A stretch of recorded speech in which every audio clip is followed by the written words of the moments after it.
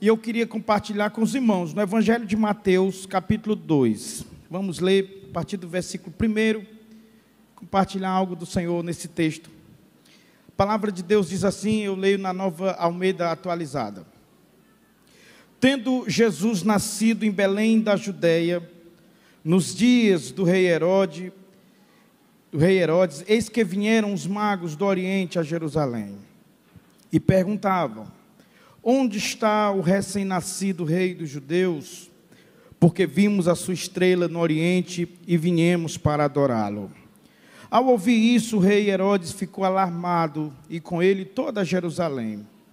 Então Herodes convocou todos os principais sacerdotes e escribas do povo, e lhes perguntou onde o Cristo deveria nascer. Eles responderam, em Belém da Judeia, porque assim está escrito por meio do profeta. E você, Belém, terra de Judá, de modo nenhum é a menor entre as principais de Judá, porque de você sairá o guia que apacentará o meu povo Israel.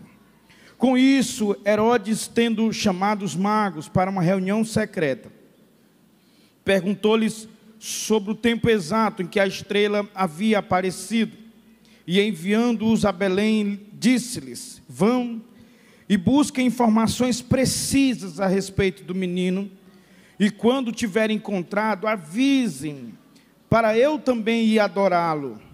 Depois de ouvirem o rei, os magos partiram, e eis que a estrela que viram no Oriente ia adiante deles, até que chegando parou sobre onde o menino estava. E vendo eles a estrela, alegraram-se com grande e intenso júbilo. E entrando na casa, viram o menino com Maria, sua mãe. Prostrando-se, o adoraram. E abrindo seus tesouros, entregaram-lhe suas ofertas, ouro, incenso e mirra. E tendo sido avisados por Deus em sonho, para não voltarem à presença de Herodes, os magos seguiram por outro caminho para a sua terra. A igreja pode dizer amém? Meus irmãos, esse é o texto clássico desse momento emblemático da história do povo de Deus, o nascimento de Jesus.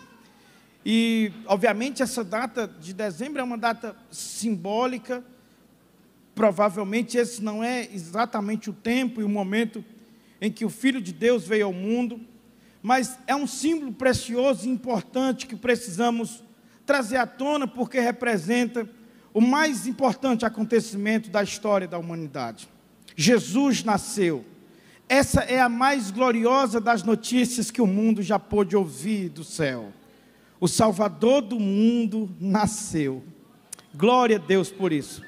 Mas a verdade é que os anos passam, meus irmãos, e nós costumeiramente vamos celebrando esse dia, desde os tempos mais remotos da era da cristandade.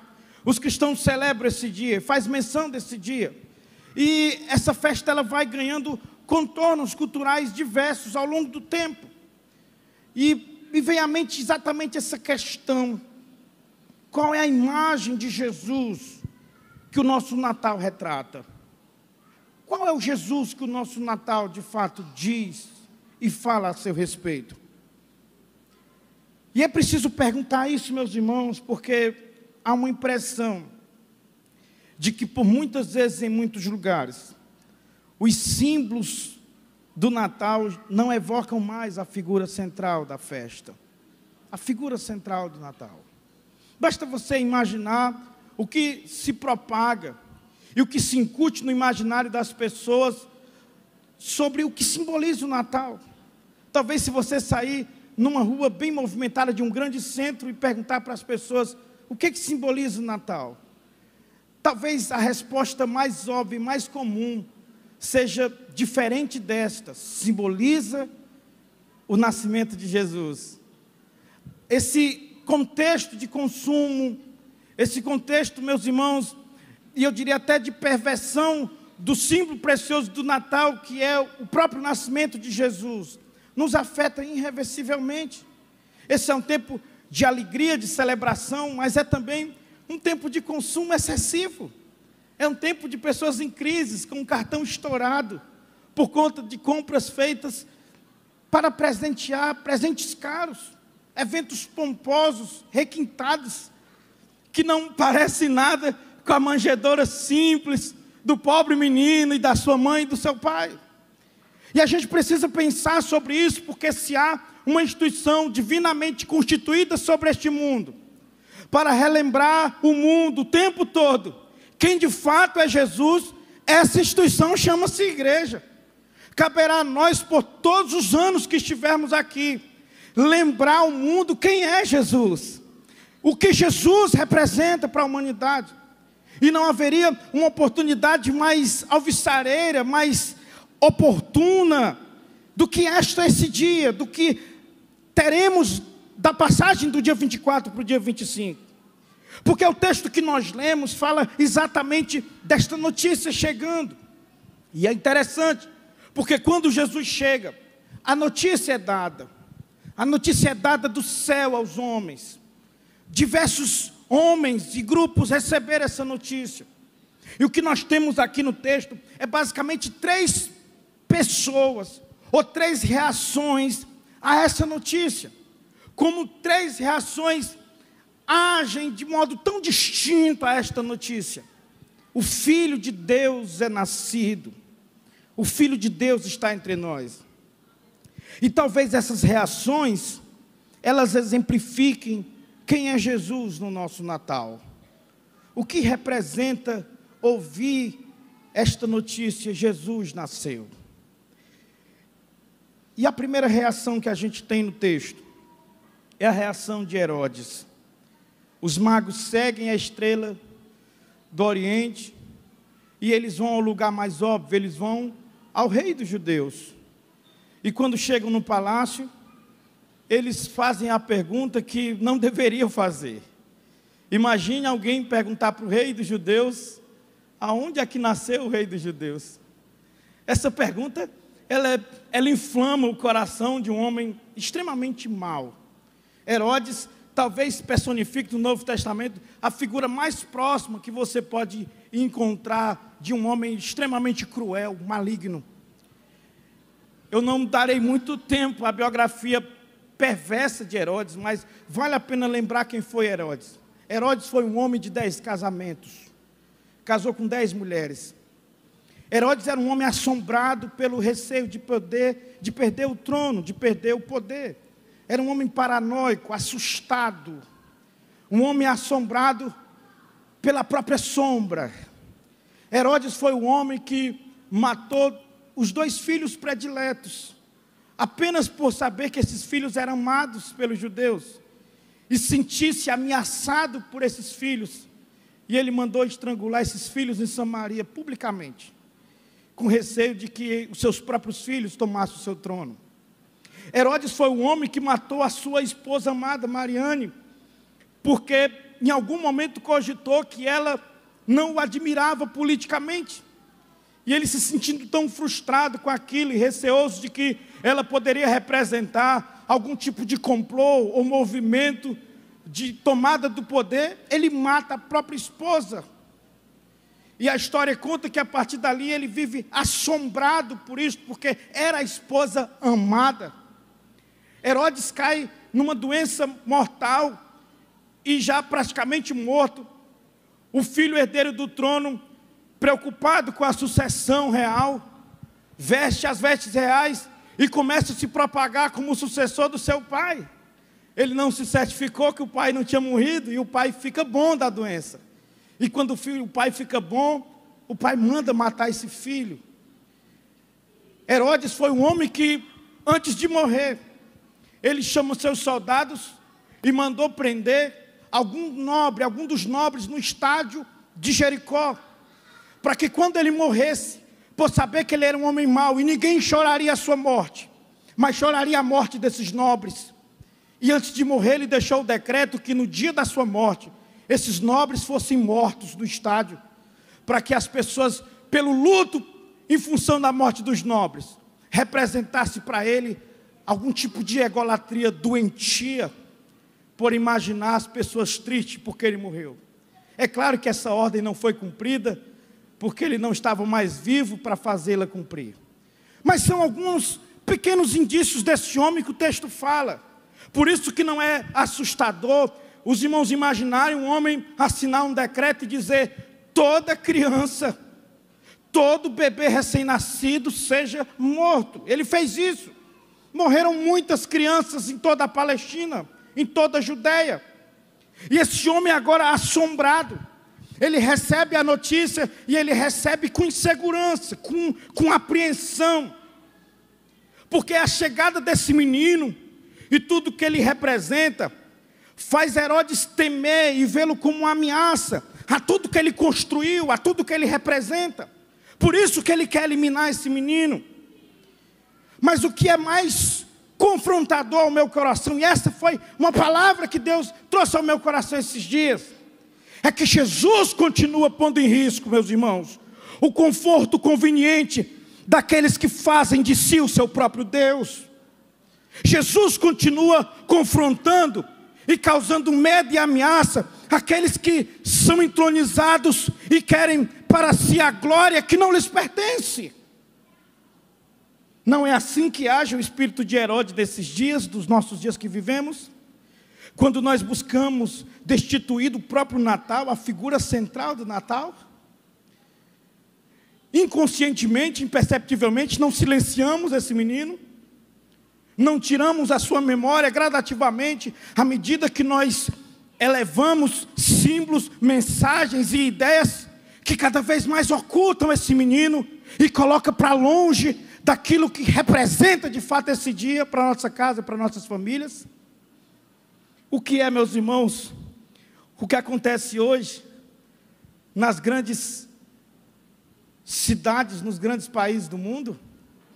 Rejeitam Jesus, já tiraram os símbolos da fé cristã das escolas, das universidades, dos espaços públicos.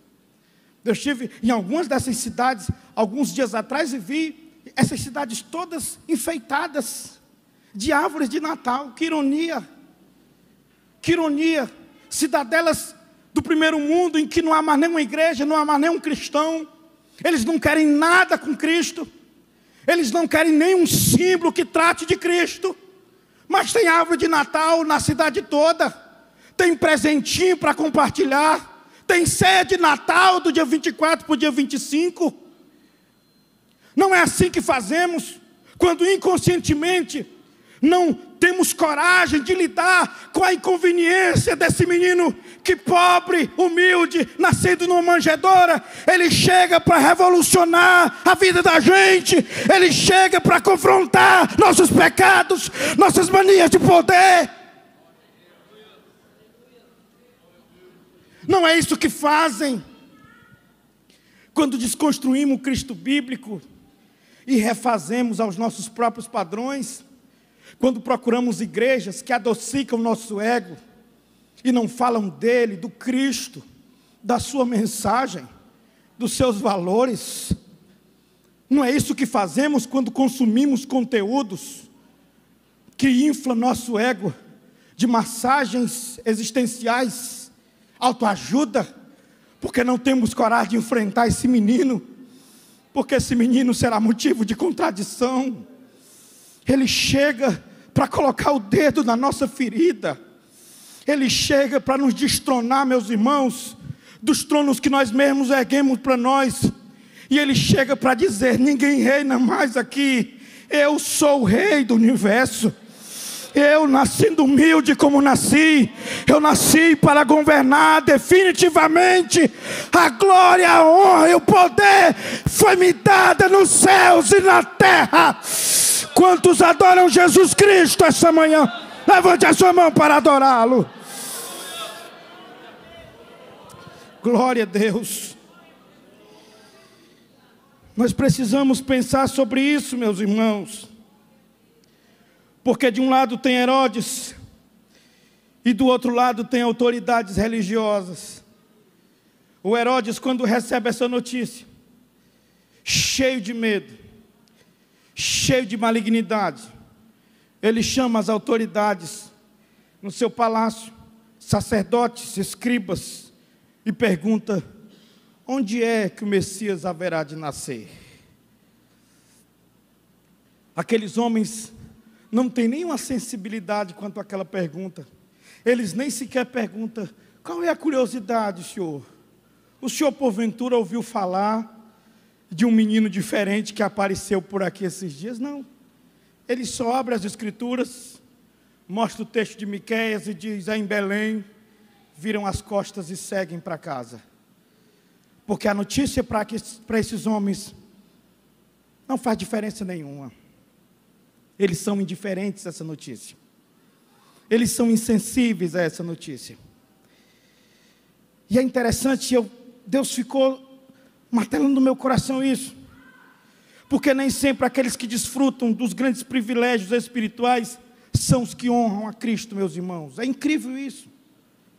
Nem sempre aqueles que desfrutam de uma vida toda da revelação especial de Deus são aqueles que reconhecem Deus como de fato é. E a Bíblia é cheia de retratos e de histórias de gente que distante, sem nenhum privilégio como tivemos e como os judeus tiveram, de longe ao pequeno sinal, pastor, ao mínimo sinal, correram em direção a Deus, correram em direção à salvação.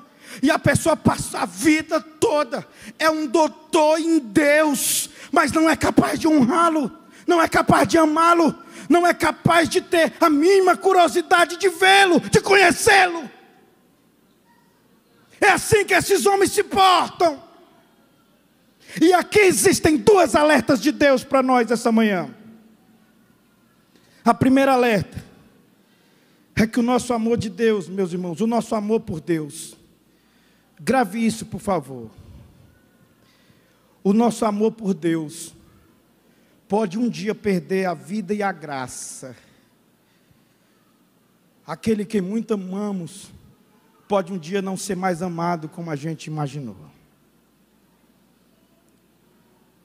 É incrível como esses homens não se importam, não se interessam, não querem saber. Segundo alerta, nossa relação com Deus pode se degenerar em mera troca de favores. E chega um dia que só interessa de Deus aquilo que nos beneficia. A aristocracia de Jerusalém são os sacerdotes. A classe nobre mais poderosa de Jerusalém são os religiosos. A classe dos abastados em Jerusalém são os sacerdotes. Eles querem aquilo que lhe é conveniente de Deus, que é a pompa, o conforto, o dinheiro, o reconhecimento, o status, mas eles não têm o menor respeito pelo Deus que eles dizem servir.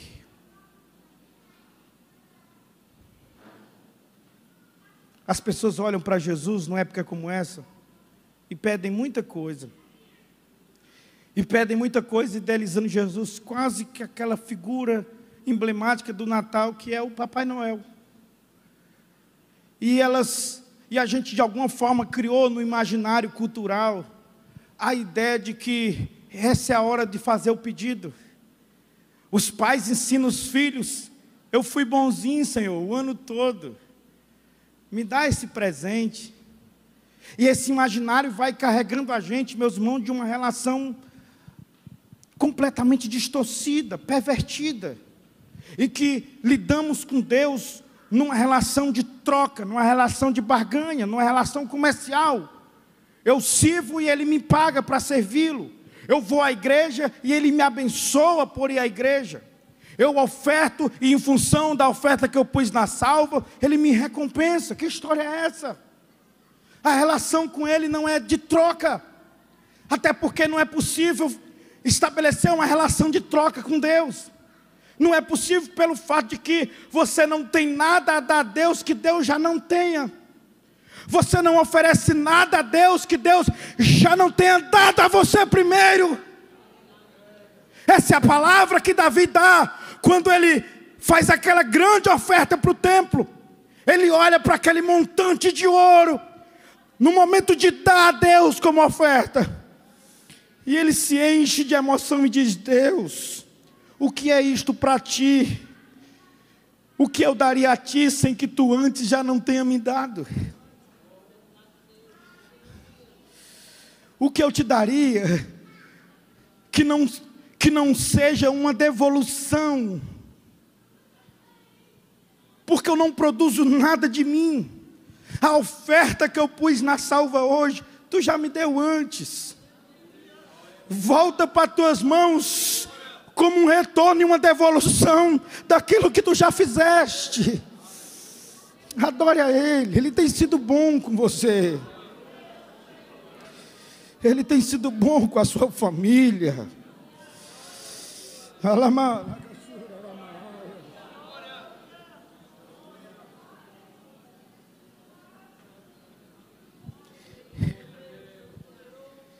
Meus irmãos,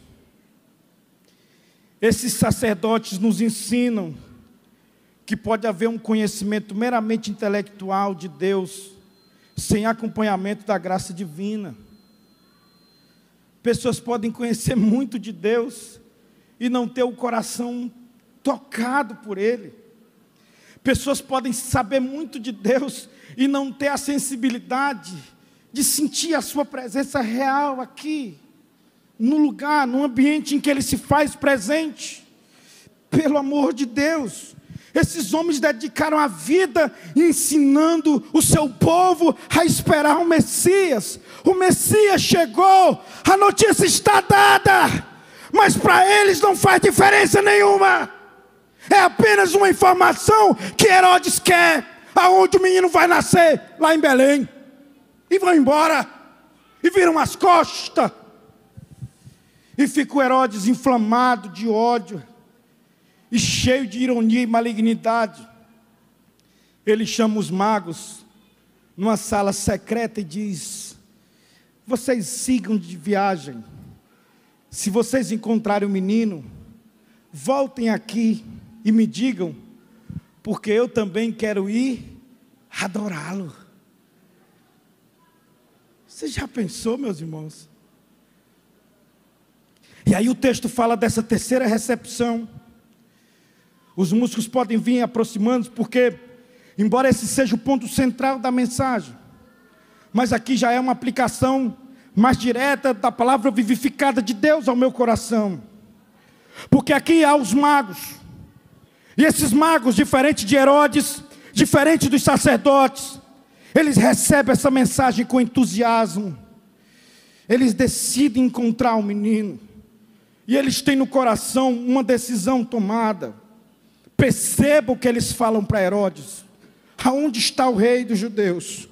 Porque vimos sua estrela no oriente e viemos para adorá-lo. Não viemos para vê-lo, não viemos prestigiá-lo, não viemos assistir à sua chegada, nós viemos adorar. A quem se adora senão um Deus, meus irmãos? Esse é o sentimento que está no coração desses homens. Percebam que se tratam de homens distantes. Eles não estão no povo da aliança, mas a graça divina os alcançou, chegou até eles. E quando chega até eles, eles respondem. E respondem a partir de 3 atitudes que Deus espera do seu povo neste dia de Natal. A primeira atitude é a diligência de ir até o menino. Perceba que eles vêm de lugares distantes. Alguns estudiosos acreditam que eles vêm das regiões da Arábia.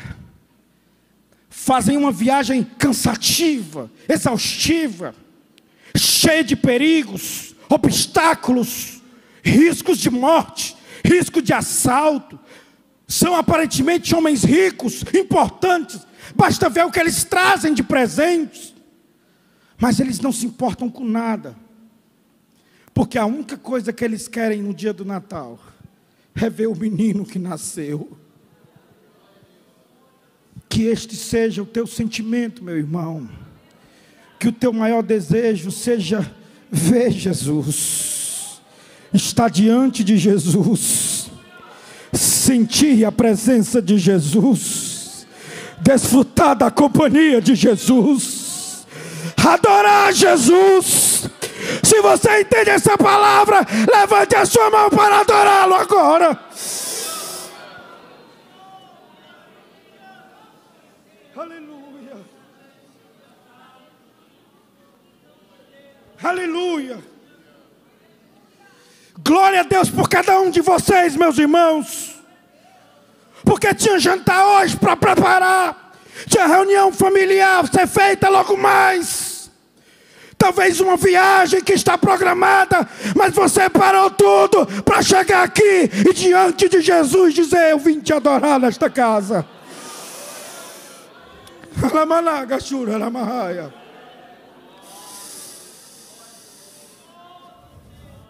Se esse foi o seu objetivo, faça isso agora.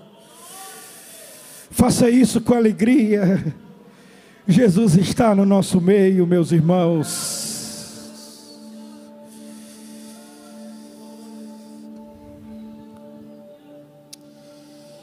Aleluia.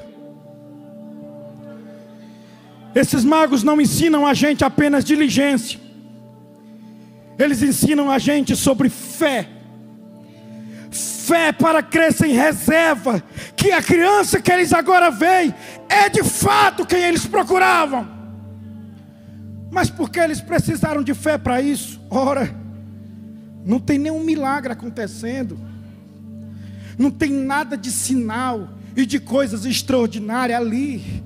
Tudo que há é um menino no colo de uma mãe, numa casa humilde, de gente pobre, sem luxo, sem requinte. Aquela cena é contraditória. Como é que se crê que esse menino é o filho de Deus, é o rei dos judeus? Eles creem. A estrela parou ali naquela casa. Não pode ser outro. Mas não tem nada de surpreendente, não tem nada de extraordinário. Você que pensa, a estrela parou aqui, é Ele, é quem nós procuramos, é que nós viajamos essa estrada toda para ver. É Ele, é Ele. Sabe, meus irmãos, nós temos virado as costas para o Jesus simples das Escrituras. Se não tem pirotecnia, se não tem coisas mirabolantes, se não tem coisas que faz os nossos olhos ficar ensandecidos, se não tem coisas para nos fazer admirar, a gente se esgota, a gente se estressa, a gente fica cheio de tédio. Mas eu sinto lhe dizer, o menino que você vai encontrar é um menino pobre, numa manjedoura. Este é o Filho de Deus. Estes homens creem que Ele é o Filho de Deus. E ao chegarem perto, eles têm presentes para esse menino. Aqui daria uma mensagem, porque são símbolos proféticos poderosos. Eles chegam perto do menino e oferecem ouro ao menino. O que significa isso? O ouro é o símbolo profético da realeza do menino. Ele é pobre, ele está numa manjedoura, mas ele é o rei. Ele é o rei. Ele é o rei. Ele é o rei. Quantos se identificam com ele? Na sua humildade, na sua pobreza, no seu sofrimento, na sua aparente insignificância.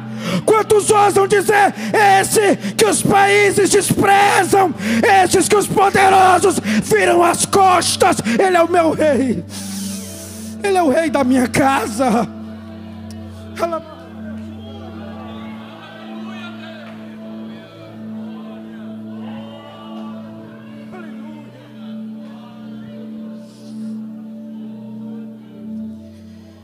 Eles colocam aos pés do menino um segundo presente. Eles colocam incenso. Incenso é o símbolo profético da divindade do menino. Incenso era para os templos, era para adoração e homenagem aos deuses. Ao colocar incenso diante do menino, eles estão dizendo: não é só um rei, não é um reizinho qualquer, um que a gente acabou de ver ali no trono. Ele é Deus. Tome incenso, tome adoração. Tu és Deus, Tu és o nosso Deus.